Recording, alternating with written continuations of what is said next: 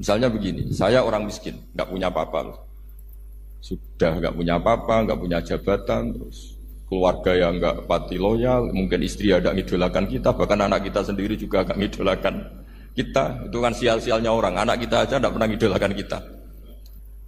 Tapi untuk bahagia itu sebenarnya sederhana. Sederhananya begini, orang pinter itu ingin mempertahankan kehidupannya, terus pinter sampai berobat habis banyak ke Belanda, ke Jepang supaya mempertahankan nyawanya. Si miskin ini kalau dia setiap makan, ya Allah, saya dengan makan ini mempertahankan nyawa saya. Sehingga makan itu satu kajian ilmiah bahwa ini luar biasa.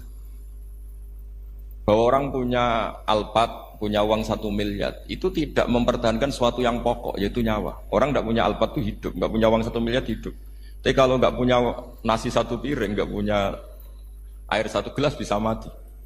Artinya apa? Orang miskin itu yusyarikul aghniya, sama dengan orang-orang kaya dalam hal kepemilikan hal-hal yang pokok. Tapi kadang-kadang orang miskin itu ya nyon sewu agak belagu, sudah miskin ingin punya Alphard, sudah miskin ingin punya, ya dia tersiksa. Harusnya cara berpikir nggak punya Alphard tuh masih hidup, nggak punya uang 1 miliar masih hidup.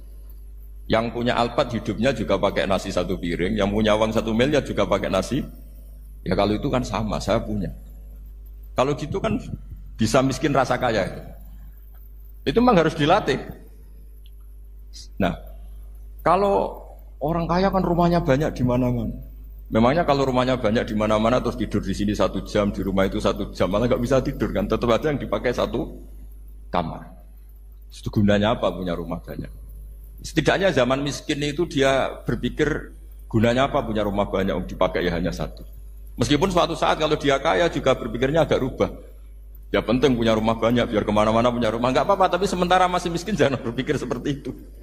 Nah yang menjadi miskin kacau kan sudah miskin, berpikirnya gaya orang kaya. Itu kecelakaan. Nah itu ilmu, maksud saya itu ilmu. Jika dulu Nabi ngajari orang miskin itu sederhana. Ketemu orang miskin sama Nabi diajarkan. Nabi diantara ajarannya begini.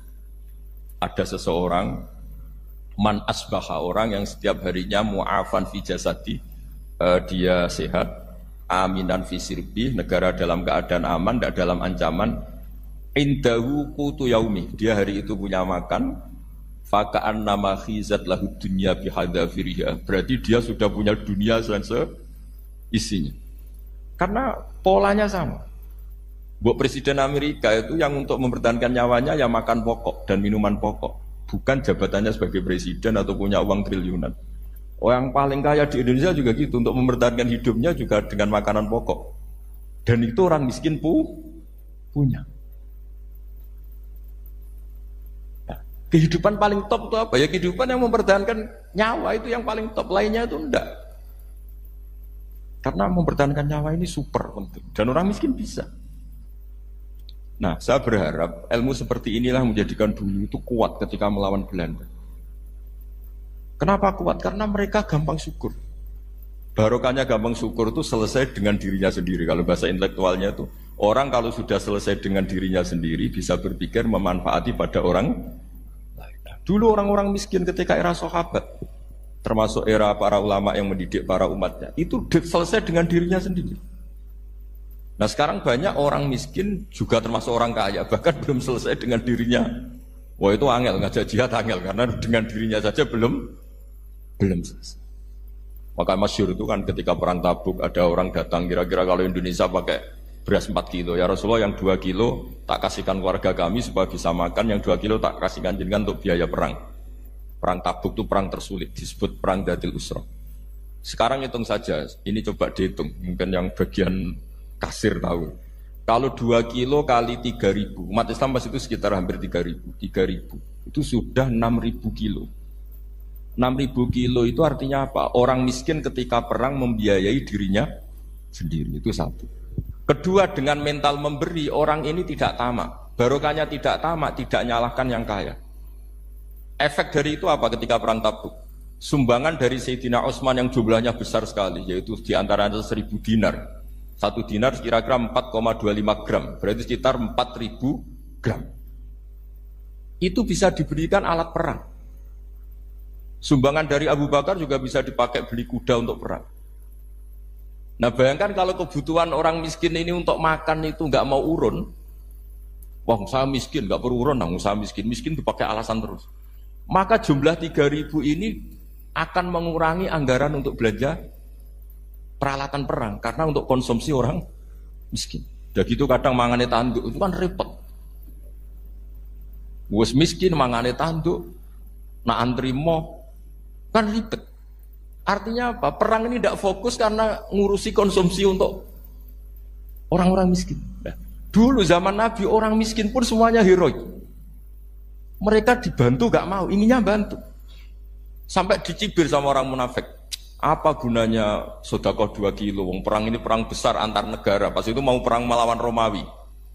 Sampai orang munafik bilang alladzina almizuna almuttawiina minal mu'minina fis sadaqati. Walladzina la yajiduna illa juhdahum faskharuna minhum. Orang-orang munafik digambarkan Allah orang-orang yang mencibir sedekah kecil. Untuk perang besar kok sedekahnya hanya 2 kilo. Tapi yang mahal bukan 2 kilonya. Kalau ada 1 juta orang miskin menyumbang negara 20.000, itu artinya apa? Kita punya rakyat yang inginnya hubungannya dengan negara memberi. Tapi coba kalau kita 2 juta rakyat yang inginnya dari negara mendapat, pegawainya demo ya. Nah ini ajarannya Nabi yang luar biasa. Dulu Nabi itu bisa mendidik orang miskin pun bermental memberi. Nah barokahnya bermental mandiri ini mereka selesai dengan dirinya sendiri.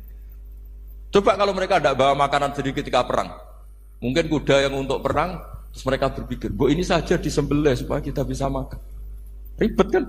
Apain beli senjata yang mutakhir, makan saja nggak bisa. Tapi barokahnya mereka urun sendiri. Mereka selesai dengan dirinya sendiri. Ini hebatnya didikan Rasulullah Shallallahu Alaihi Wasallam. Dulu Mbah Hashim dan kawan-kawan itu berhasil mendidik seperti itu. Santri yang miskin-miskin itu kalau ngaturi kiai duwene telo itu kayak no telo, duwene wi itu kayak no wi. Jika kiai sing wis mapan-mapan, misalnya kados kula wonten kan mun setengah mapan, ya akhirnya yo iso mangan wi. Jebule wi ku yo enak. Santri yo seneng mergo kiai ini seneng pancen wis suwi mangan pizza misalnya. Ya tapi nak sing melarat terus aku melarat kiai tak kei wi mosok doyan. Wis melarat medhit di alasan kan ribet kan. Ini yang perlu dihilangkan. Medhit kok berargumentasi. Yang mahal itu bukan winya, mental memberi. Orang itu kalau mentalnya memberi itu berarti selesai dengan dirinya. Tapi kalau tidak bermental memberi pasti tamak. Dan tamak itu mesti menghakimi orang lain. Maka dalam kitab Hikam diterangkan penyakit terberat itu tamak. Kenapa? Karena orang pikir itu tidak ada kata-kata kitab Hikam, bukan kata saya. Yang ada itu tamak. Misalnya gini, saya kenal PLT Bupati Kudus. Tidak pernah saya bilang beliau kikir. Tapi sekali saya pernah ngajukan proposal tidak kesampaian. Wah, beliau medit. Jadi saya menvonis medit itu sebetulnya ya karena punya keinginan tidak kesampaian. Coba kalau tidak, medit itu serap penting. Misalnya anak-anak muda sama orang-orang cantik di Jakarta, pernah nggak kamu bilang itu sombong? Enggak kan?